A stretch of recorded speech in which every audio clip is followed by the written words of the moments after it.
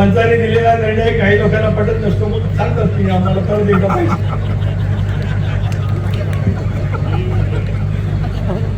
मग ते स्लो संबंध अख्खं स्टेडियम बघतात आणि अख्खं जग बघतात.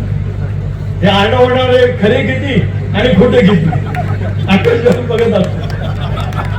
आता स्लो मोशन मध्ये लक्षात येतं की आरडाओरडा करणाऱ्यापेक्षा निर्णय घेणारा पंच तो अतिशय योग्यच असतो. हे अनेक वेळेला त्या ठिकाणी पाहतो.